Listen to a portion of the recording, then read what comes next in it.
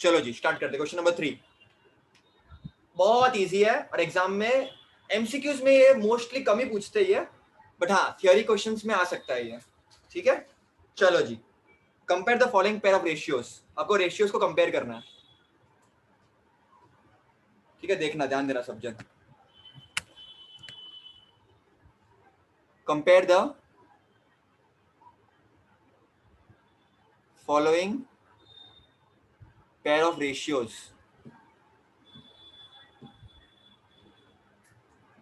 आपको रेशियो को कंपेयर करना है। क्वेश्चन देखना, यहाँ पर तुम्हारा सर्च मजबूत होना चाहिए काफी। सर्च, इसके लिए मैंने सर्च डिटेल में कराया था, मैंने बोला था प्रैक्टिस करो, क्योंकि सर्च ही पूरा खेल है अलजेब्रा का। मेरी चीज हमेशा याद रखने वाली बात, search is the heart and soul of algebra.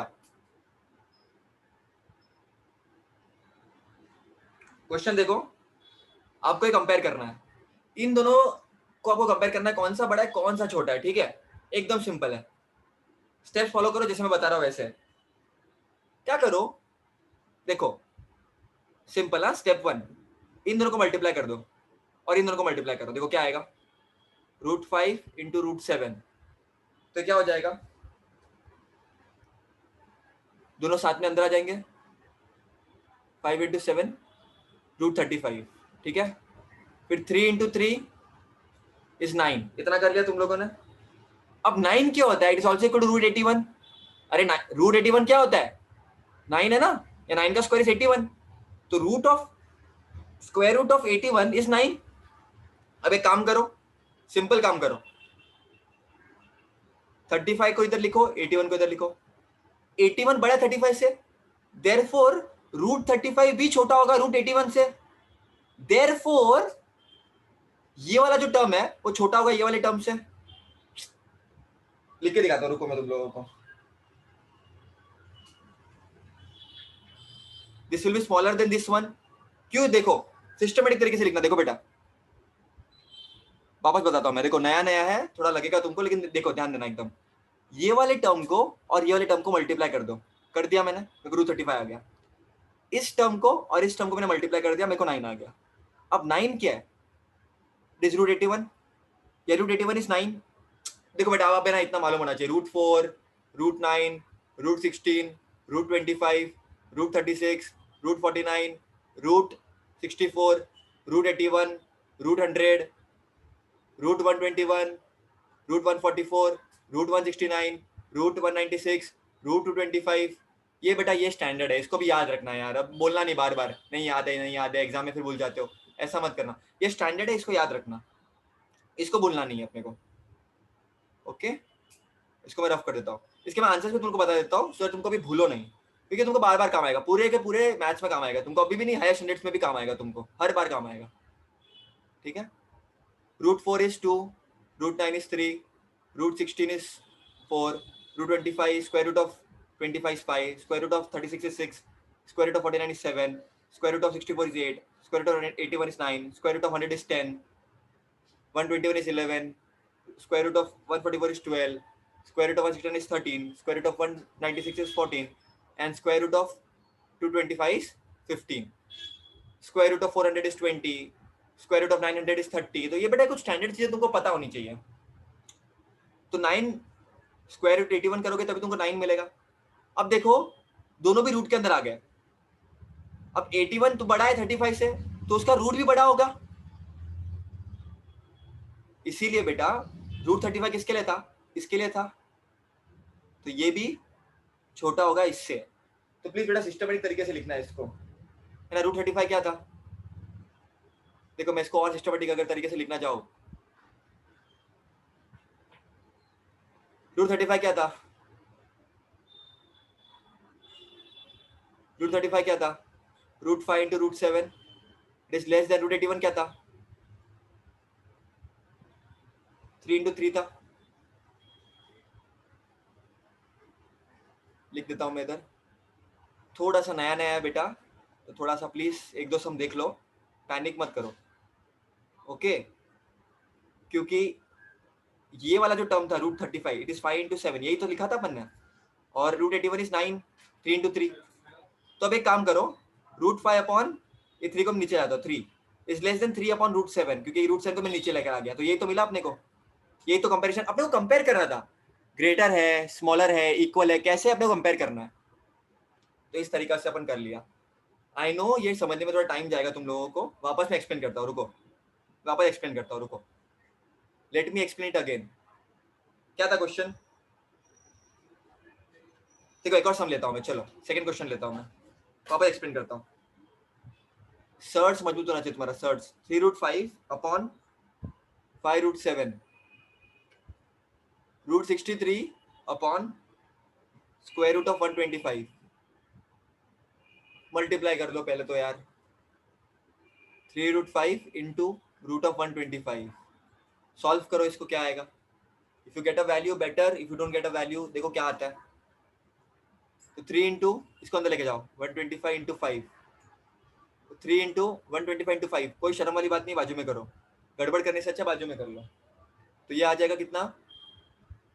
625। अब बताओ बेटा 625 किसका स्क्वायर रूट है? आइडिया है कुछ? नहीं देखो, नई आइडिया है, कोई टेंशन वाली बात नहीं है, कुछ स्टैंडर्ड रिजल्ट तुमको पता होने चाहिए, ठीक है? कुछ बच्चे शायद बोल भी रहा है, स्टैंडर्ड रिजल्ट तुमको पता होना चाहिए। जैसे मैं तुमको भी बताया, तो स्टैंडर्ड रिजल्ट उतना याद रखना एग्जाम के लिए, ठीक है? तो तुम्हारे बुक में अगर तुम लोग को अगर नहीं मालूम है तो इजी ट्रिक्स भी तुम लोग कर सकते हो।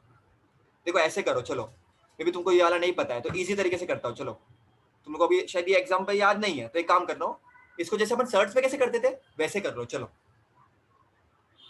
सर्च कैसे करते थे वैसे कर लो। 125 को कैसे करेंगे? 5 जा 25 जा, 5 जा 5 जा एंड 5 1 जा। ओके, तो this is the easier method for y'all. 5 into 5 into 5 और एक 5 बच गया। सर्च बेटा कम ऑन, ऑर्डर 2 है तो ये डिमिंग डिबिग दो बाहर जाएगा, तो 3 इंटू 5 इंटू 5, कुछ अंदर नहीं रहेगा। क्यों नहीं रहेगा बेटा? क्योंकि ऑर्डर 2 है तो 2 के ग्रुप में चीजें बाहर जाएगी। सर्च बेटा सर्च, तो 5 इंटू 5 25, 25 इंटू 3 75। सर्च याद रखना, चैप्टर नंबर 2 का सबसे इंपॉर्टेंट टॉपिक सर्च था। पूरे एल्जेब्रा का ऐसा टॉपिक जो हर जगह आता है वो सर्च है, ठीक है बेटा? Search search. अब इसको मल्टीप्लाई कर लो, 5√7 इंटू √63। तो 5, देखो रूट वाले अंदर चले जाएंगे और ये 5 वाला बाहर आ जाएगा, रूट वाला अंदर आ जाएगा। तो 7 इंटू 63, तो 5 इंटू 7, 63 क्या होगा? किसके टेबल में आता है 63? याद करो बेटा, अगर नहीं याद आ रहा है बेसिक में जाओ। 63 3 31, सॉरी 21 और 3 7 जा और 7 1 जा। कोई प्रॉब्लम नहीं है अगर तुमको बड़े टेबल याद नहीं है तो इजी इजी डिवाइड करो, उसको लिख दो। तो 3 इंटू 3 इंटू 7। सर अब वापस सर की प्रॉपर्टी याद करो, क्या प्रॉपर्टी? 7 और 7 को साथ में लेकर आओ, 3 और 3 को साथ में लेकर आओ। 7 बाहर साथ में निकलेगा तो 5 इंटू 7 और ये 3 इंटू 3 एक बार साथ में निकलेगा, क्योंकि ऑर्डर 2 है बाहर का। सर्च में मैंने हजारों सम्स किए थे, तुमको याद होगा तो, अगर याद होगा तो। बहुत सारे लोगों को तो अभी भी मालूम नहीं होता है, पता नहीं, बेसिक बेसिक भूल जाते हैं। तो ये हो जाएगा 5 इंटू 7 35 इंटू 3, 35 इंटू 3 105। कोई शर्म वाली बात नहीं, करके देखने का। ओके 105, एक बार चेक कर लो सब सही है। चलो कंपेयर कर लो, अब कंपेयर कर लो, कंपेयर कर लो बेटा, कंपेयर कर लो।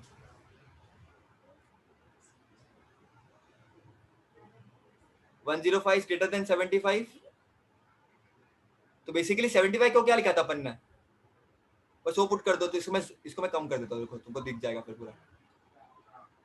तो देखो 75 को अपन ने कैसा लिखा था? 3√5 इंटू रूट ऑफ 125। 105 को अपन ने कैसे लिखा था? 5√7 इंटू √63। एक काम कर सकते हो तुम लोग, अब एक काम कर सकते हो, ये अपने को चाहिए एक साथ, तो 3√5 upon 5√7 is less than root of 63 upon root of 175। मैंने इसको इधर लेकर आ गया, इसको नीचे में नीचे लेकर आ गया और इसको मैं इधर नीचे लेकर आ गया। तो देखो अब तुमको कंपैरिजन मिल गया, ये तुम्हारा बेटा कंपैरिजन है। देखो अब राइट है कि नहीं अपन, हाँ। तो this is your final answer बेटा, प्लीज नोट करो इसको। सर्च से तुमको मजबूत होना है बहुत ज्यादा, अभी मैं पूछ लेता हूँ कितने लोगों को समझा ही है. Not that easy to understand but चलो भाई थर्ड क्वेश्चन देखो बेटा. थर्ड क्वेश्चन इजी क्वेश्चन से. चलो एक बार एक हैंग बैठ गया तो तुमको कभी रॉन्ग नहीं जाएगा. 5/18 और 17/121 क्रॉस मल्टीप्लाई करो सीधा सीधा. टेंशन वाली बात ही नहीं है ना. ज्यादा सोचना ही नहीं है अपने को. 5 into 121 5 into 121 तो 121 into 5 5 जा 10 तो 605 आएगा आंसर. फिर 17 into 18 देखो राइट है कि नहीं. चेक करते जाओ, कुछ कैलकुलेशन मिस्टेक मेरी भी हो सकती है. 18 और 17 8 into 7 56 तो 126 8 जा 1 जा 6 ये 306 हो जाएगा. अब बताओ बेटा सिंपल बात है यार. Come on. 605 is greater than 306. 605 को मैंने क्या लिखा था? 5 into 121 जा इज ग्रेटर देन 17 into 18 जा. अब 5 के नीचे आ रहा है 18 तो 18 को लेकर आओ. इज ग्रेटर देन 17/121 तो आ गया तुमको आंसर. आंसर मिल गया तुमको. एकदम सिंपल है बेटा. देखो बेटा क्वेश्चन देखो. √80 अपॉन √48 √45 अपॉन √27. एक काम कर लो, अब तो सर्च यूज मत करो. चलो वो तो मैंने तुमको बता दिया था पहले. अब तो वो भी करने की जरूरत नहीं है बेटा. एक्चुअली नहीं है जरूरत. कंपेयर तो करना है खाली. वो तो मैंने तुमको ऐसे रिवाइज करके बता दिया क्योंकि तुमको पहले काम आएगा. अब देखो काम करो. √80 इंटू √27 तो हो जाएगा 80 इंटू 27. मल्टीप्लाई कर दो क्या आता है. You will get 2160. वैसे इन दोनों को मल्टीप्लाई करो. √45 इंटू √48 तो √45 इंटू 48 मल्टीप्लाई करो. You will get 2160. Now both are equal. Now root of 2160 is equal to root of 2160. Therefore √80 into √27 is equal to √45 into √48. एक काम कर लो, जो क्वेश्चन क्रॉस कर दिया. अपने आपको बदलना बेटा. इंसान को सिचुएशन के हिसाब से बदलना पड़ता है तो क्वेश्चन को भी सिचुएशन के हिसाब से बदलना पड़ेगा. तो √80 अपॉन √48 और इज इक्वल टू √45 अपॉन √27. ये तुम्हारा हो गया इक्वल. तो ये रेशियो तुम्हारा इक्वल है. देखो बेटा नेक्स्ट क्वेश्चन करते हैं. नेक्स्ट क्वेश्चन करते हैं. देखो क्वेश्चन नेक्स्ट करते हैं. फिफ्थ वाला. अब ये पॉइंट वाला है लेकिन सिंपल है. 9.1 upon 5.1 and 3.4 upon 7.1. Cross multiply करो यार. बोल रहा हूं मैं क्रॉस मल्टीप्लाई करो. 9.1 इंटू 7.1 देखो इसका आंसर तुमको मिलेगा 65.32. मल्टीप्लाई करके देख लो यार. 3.4 इंटू 5.1 मल्टीप्लाई करके दिखाओ. 9.1 इंटू 7.1 देखो करके दिखाता हूँ.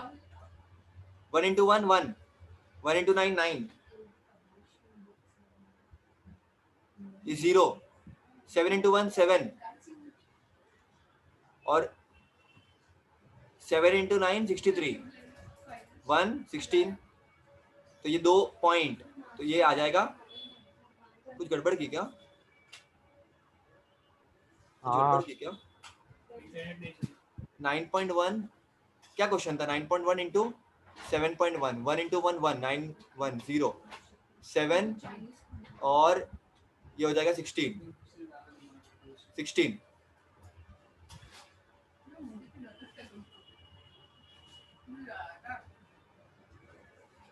क्वेश्चन ही गलत कॉपी किया मैंने. Wait a second. क्वेश्चन ही गलत कॉपी किया बेटा. Wait a second. क्वेश्चन ही गलत कॉपी किया. क्वेश्चन ही गलत कॉपी किया बेटा. Let me rewrite the question. Really sorry about it. ये आ जाएगा. ओके क्वेश्चन ही गलत कॉपी किया. Let me write it again. So sorry. 9.2 तो 9.2 आ जाएगा. तो मल्टीप्लाई 9.2 इंटू ये कर लो. रुको रफ कर देता हूं मैं.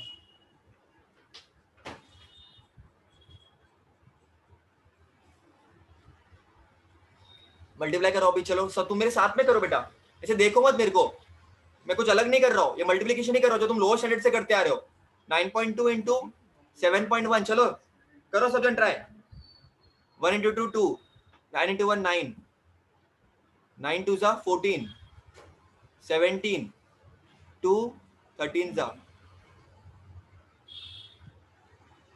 What is happening?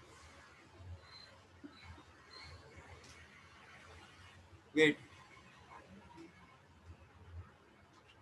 Really sorry. Multiply करो चलो. तो 7 इंटू 9 63 होता है वो, बराबर. तो 2 13 4. ओके. सो तो ये हो जाएगा. सॉरी, रियली सॉरी, कंफ्यूजन हो रहा है. 65.32. Okay okay.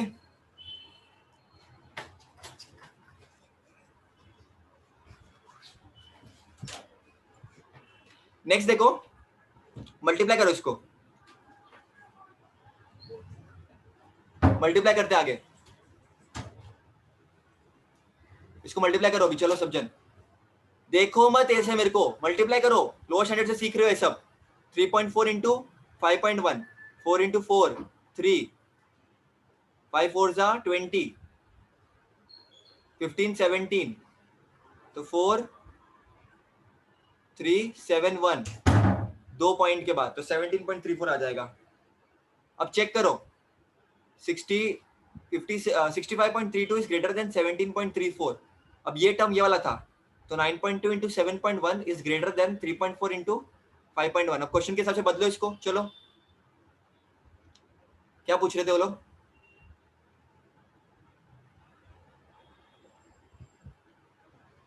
.2 5.1 नीचे है, इट्स ग्रेटर देन 3.4 और 7.1 नीचे है. तो ये तुम्हारा आंसर आ जाएगा बेटा.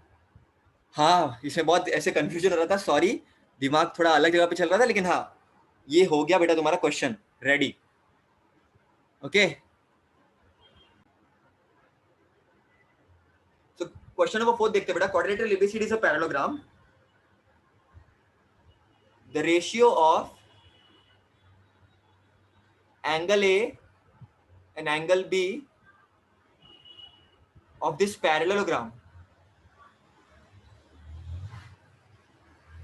is 5:4. Find angle B. तो बेटा पैरेललोग्राम बनाओ पहले. तो ये सब तुमने सीखा हुआ है बेटा यार, ये तुम लोग को पता है. 8th स्टैंडर्ड से तुमको पता है ये सब बातें. तो पैरेललोग्राम मैंने बना दिया बेटा. ठीक है. लेट्स से एबीसीडी पैरेललोग्राम है. ठीक है. तो क्या दिया तुम्हारा रेशियो 5:4 दिया. मैंने तुमको वो आभा वाले समय बताया था. कभी भी ऐसा होगा तो let a common multiple be x. ये पहली चीज तुमको करनी है सोल्यूशन में. जब तुम सोल्यूशन लिखोगे बेटा, let the common multiple be x. कभी भी रेशियो दिया है तो पहला काम तुमको ये करना है, let the common multiple be x. Solution part में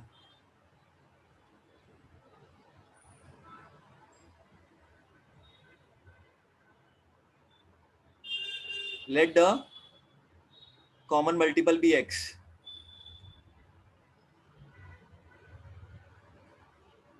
देयरफॉर एंगल ए ये है 5 है और एंगल बी 4 है तुम्हारा. Therefore measure angle A will be equal to 5x and measure angle B will be equal to 4x. क्योंकि इन्होंने क्या दिया है, angle A and angle B का रेशियो 5:4 है.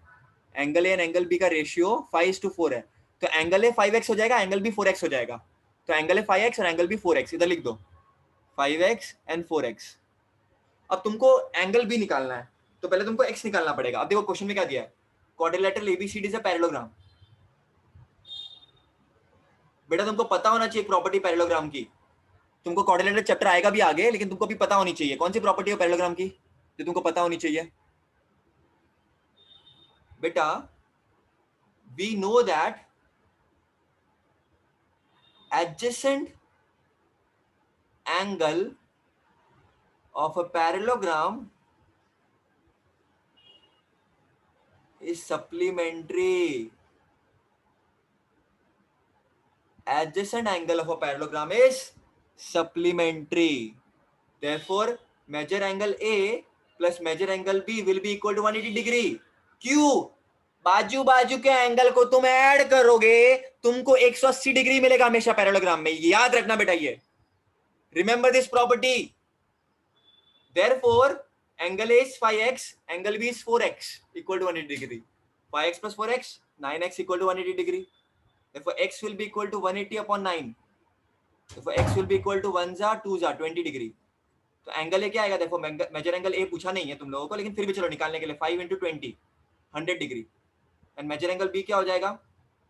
4 इंटू 20, क्योंकि 5x था ना, एंगल ए 5x था ना, तो x का वैल्यू पुट करूंगा, एंगल भी क्या था 4x, तो x का वैल्यू पुट करूंगा, तो 4 इंटू 20 80 डिग्री। देखो 100 प्लस 80 180 डिग्री आता है। देखो तो लास्ट में तुम लोग लिखोगे देखो the measure of angle B is 80 degree. तुमको सिर्फ यहाँ पर एक चीज याद रखनी थी बेटा कि बाबा दो एडजेसेंट एंगल्स को ऐड करने पे 180 डिग्री मिलता है पैरेललोग्राम में। तुमको ये प्रॉपर्टी याद होनी चाहिए थी, इसको याद रखना बेटा।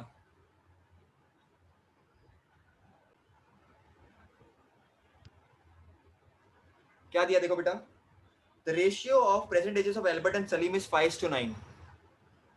क्या दिया है?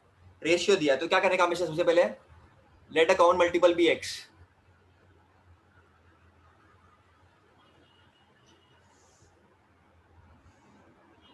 The ratio of present ages, question में क्या दिया है?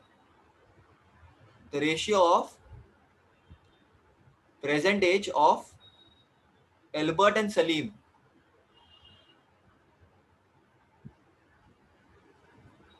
Five to nine. बेटा कॉमन मल्टीपल x है, रेशियो 5:9 है, therefore the age of Albert is, Albert पहले है तो ये होगा ना 5x, and present age of Salim is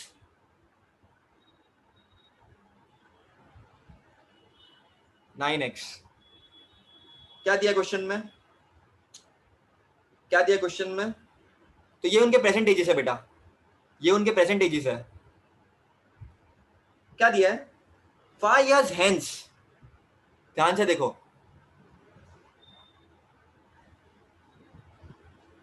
5 years hence,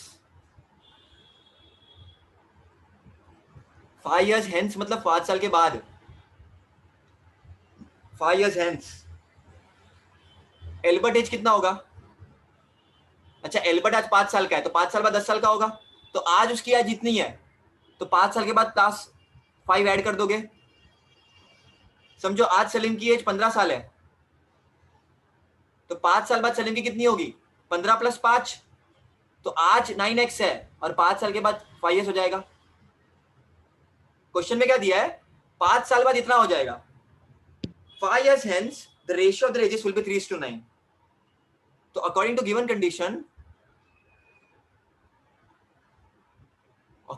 condition 5 साल बाद इनकी एज ऐसी हो जाएगी, तो उसका रेशियो कितना हो जाएगा? 3:5।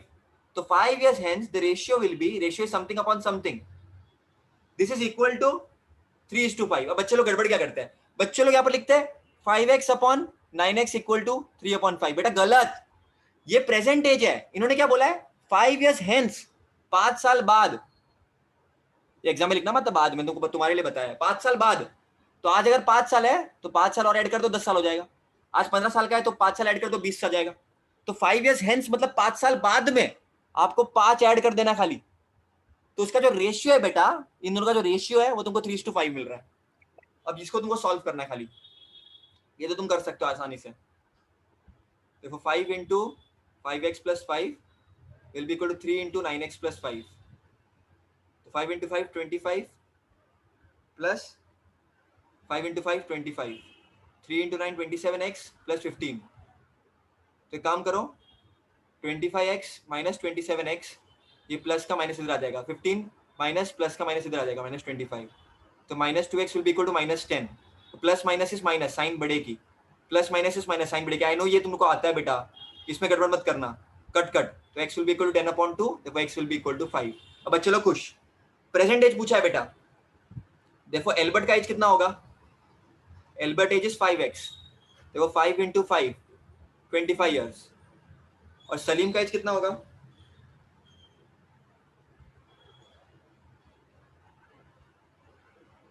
9 इंटू x, तो 9 इंटू 5 45 ईयर्स। तो लास्ट में लिख देना देखो the present age of Albert is 25 years and Salim is 45 years. Question simple था बेटा बहुत। क्या किया इसमें मैंने? क्वेश्चन में रेशियो दिया था, मैंने प्रेजेंट एज लिख दिया। अब 5 साल बाद उसका रेशियो दिया है, ये रेशियो 5 साल के बाद का है। 5 साल बाद का है, तो 5 साल तो ऐड करना पड़ेगा ना +5, ऐसे कैसे चलेगा? ये प्रेजेंट एज है, ये प्रेजेंट एज है, तो 5 तो ऐड करना पड़ेगा ना बेटा, कि नहीं करना पड़ेगा? करना पड़ेगा ना। तो 5 साल जब मैंने ऐड कर दिया बेटा, तो मुझे ये मिल गया रेशियो, और उसको मैंने सॉल्व कर दिया, तो मुझे एल्बर्ट और सलीम की एज मिल गई।